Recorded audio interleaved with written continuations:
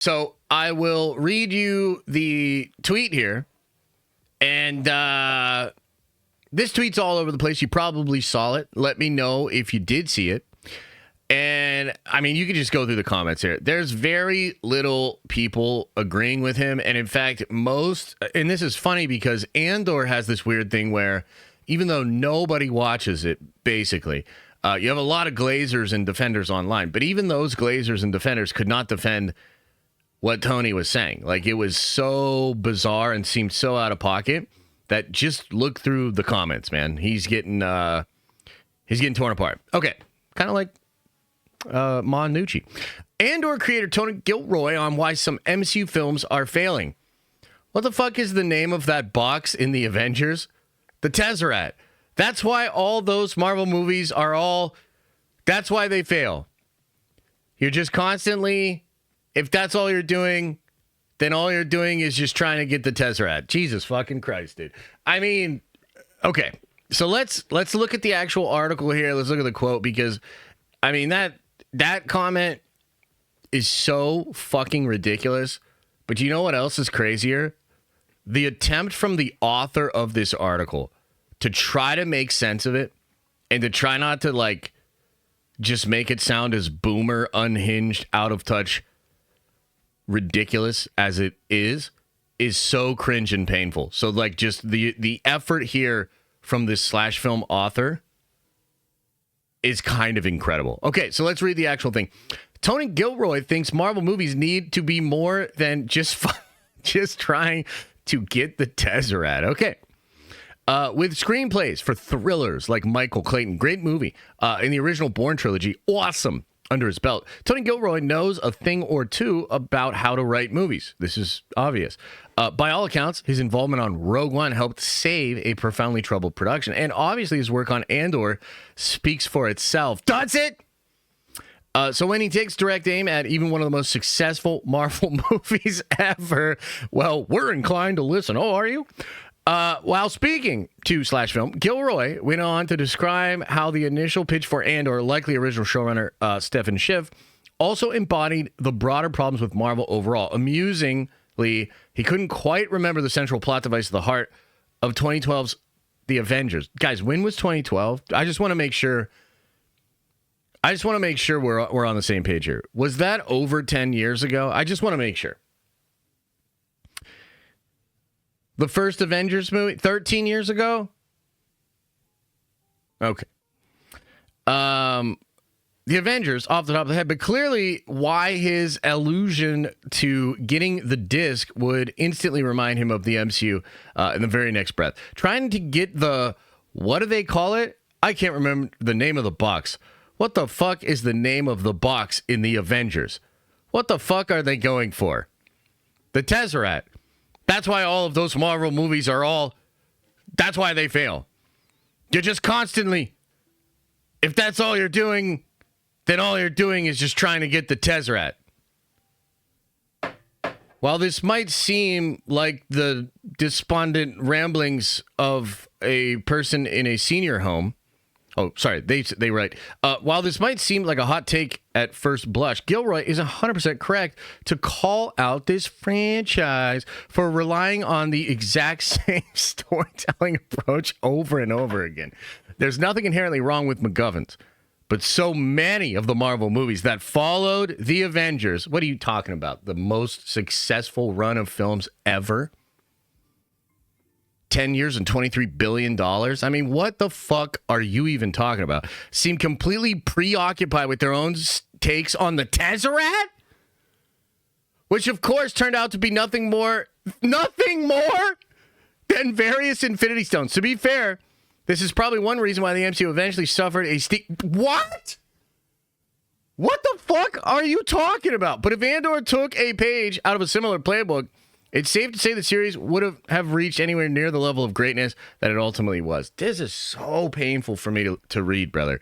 Like, this is some author that knows for sure, oh shit, Gilroy just confessed to being completely out of touch, a fucking boomer, anti-fan. He's bringing up the MacGuffin for a 13-year-old movie, which was so fucking successful, it made Warner Brothers be like, fuck Christopher Nolan. We need a cinematic universe, okay? This literally changed the entire industry and propped it up while little independent, clove-smoking, pinky-out, artsy-fartsy fuckhead projects weren't doing shit for the industry for 10 fucking years. Get the fuck out of here. It doesn't make any sense. What he's saying doesn't make any sense. He's talking about a 13-year-old movie, which not only was so fucking successful, it individually changed the industry, but what happened after it was so fucking successful, it changed every industry.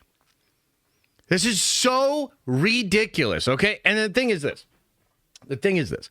It's obviously fair to point out that Marvel lately has been struggling.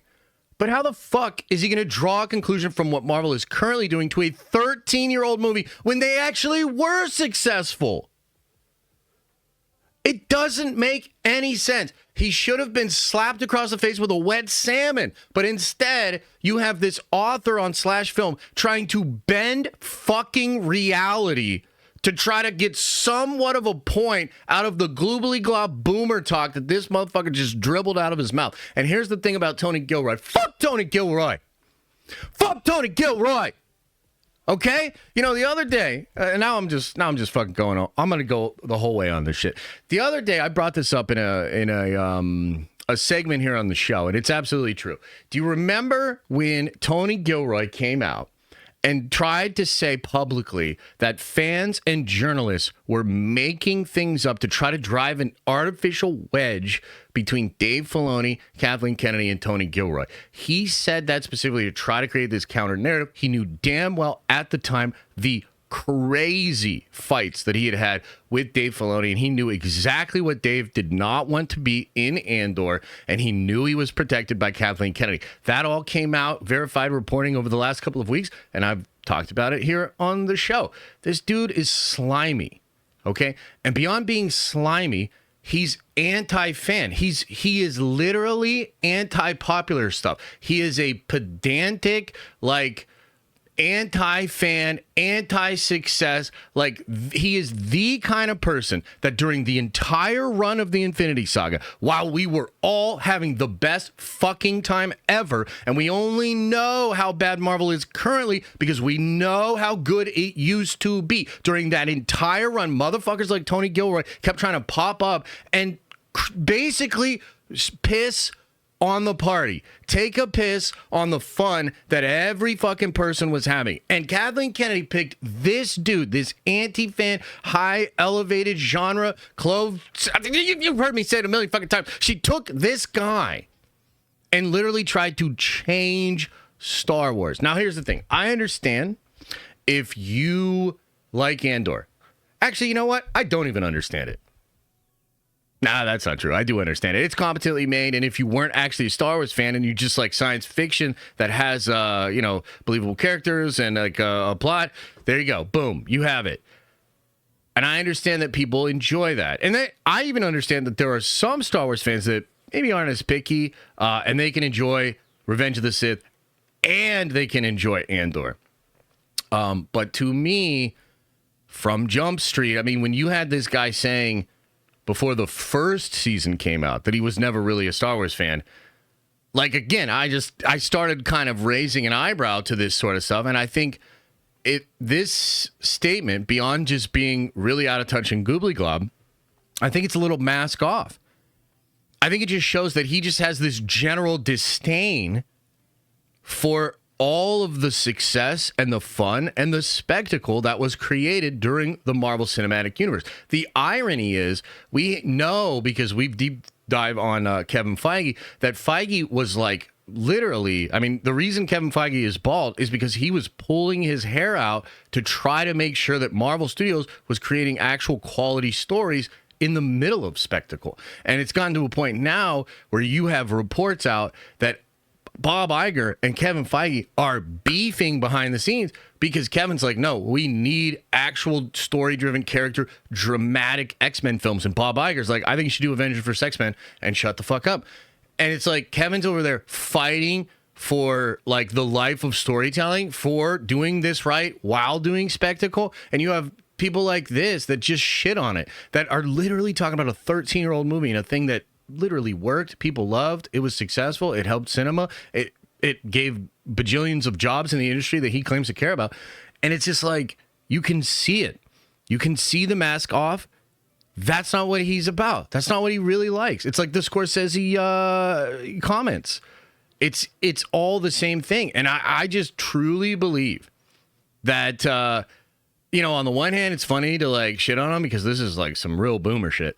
But at the same time, I truly believe it shows a bit of the mask off, and it shows that he did not revere Star Wars as a concept. He did not revere Star Wars as its place within the zeitgeist. He did not revere the Star Wars fandom, and he damn sure didn't revere canon. So I feel completely justified in how I feel about Andor, how I feel about Tony, and I continue to believe this is not Star Wars and is literally made by a guy that doesn't like Star Wars or fandom. Thanks for watching. And if you like this clip, smash a like on the actual video and subscribe to this channel. That way more of these clips get into your feed. I've also linked the full episode below if you want to check out the entire thing, including the Q&A we do with fans. You can also watch this show live. We do it live Monday through Friday at 11 a.m. Eastern time. And you can also find all of my content, including the videos I put on my main YouTube channel, on the podcast feed.